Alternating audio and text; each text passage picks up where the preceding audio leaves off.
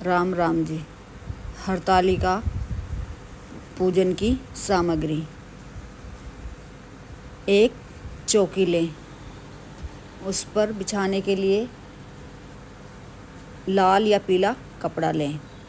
शिव भगवान की परिवार सहित मूर्ति लें और पिंडी के आकार के मिट्टी के शिवलिंग और गणेश जी की पिंडी बनाकर भी पूजा कर सकते हैं। सुपारी रखकर भी पूजा कर सकते हैं। मिट्टी के लेकर भी हम पूजा कर सकते हैं। और जनेऊ लें पूजा के लिए। माँ पार्वती का श्रृंगार का सामान लें। जनेऊ कलाया लें और ओढ़ाने के लिए चुन्नी लें। चावल लें साबुत। अष्टकमल बनाने के लिए, कलश रखने के लिए। ऋतु फल लें, केला लें। खीरे अवश्य लें और ऋतु फल केला ले लें, अमरूद ले लें, सेब ले लें। और 2 बाती वाला दीपक लें। कपूर लें। चने लें भोग लगाने के लिए। रोली चंदन लें। शिव भगवान को चंदन का तिलक करें।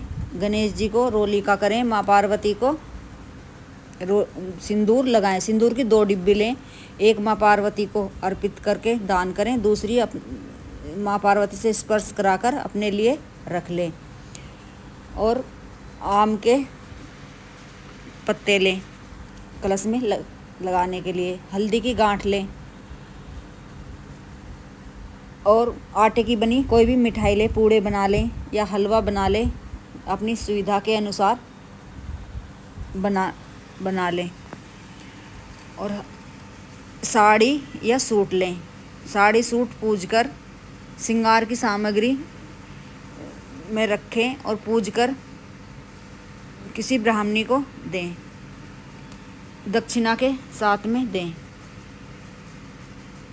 शिव भगवान के मंत्रों का जाप भी करें और हाथ में पुष्प लेकर या अक्षत लेकर व्रत का संकल्प भी अवश्य करें। और माचिस भी लें।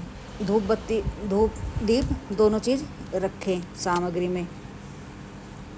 और आसन अपने बैठने के लिए भी लें, एक साथ ही लेके रख लें।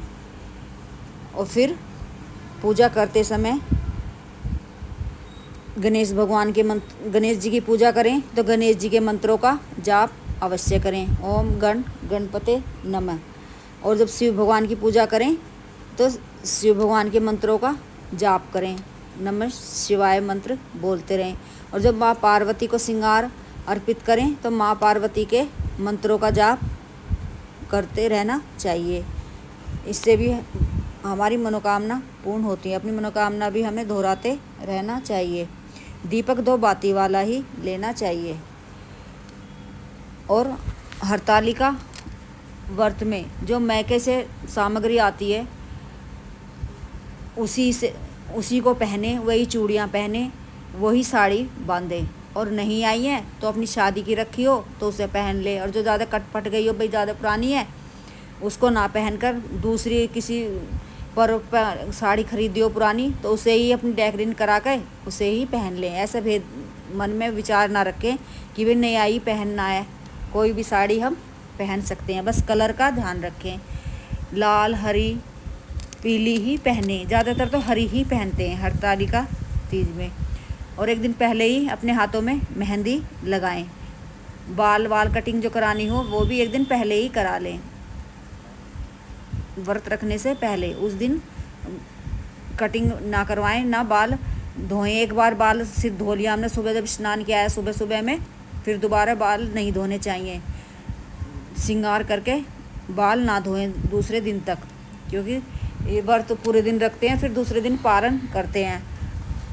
जो हमने फल मिठाई पूजा में रखी हैं उनको दान करके बांट के फिर खुद भी पारण करें। इन बातों का ध्यान रखें। क्रोध में रहकर व्रत ना रखें।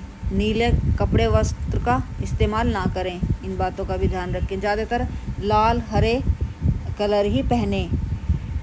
और सिंदूर की डिब्बी 2 ही लें। एक दान भी करें और एक अपने लिए रखें। अपनी सासू माँ के चरण स्पर्श करें, उन्हें श्रृंगार की अच्छी सी, जैसी वे साड़ी पहनती हों वैसी साड़ी अवश्य ले। पति की दीर्घ आयु के लिए व्रत रखती हैं महिलाएं, और जो पहली बार रख रही हैं वो मैके से ही सामग्री आए उसी का प्रयोग करें, और नहीं आई है तो जो घर में अपने पास रखी है उसे ही ले कर अपने व्रत करें। माँ पार्वती से प्रार्थना करें, अपने सुहाग के लिए करें, अपने परिवार पति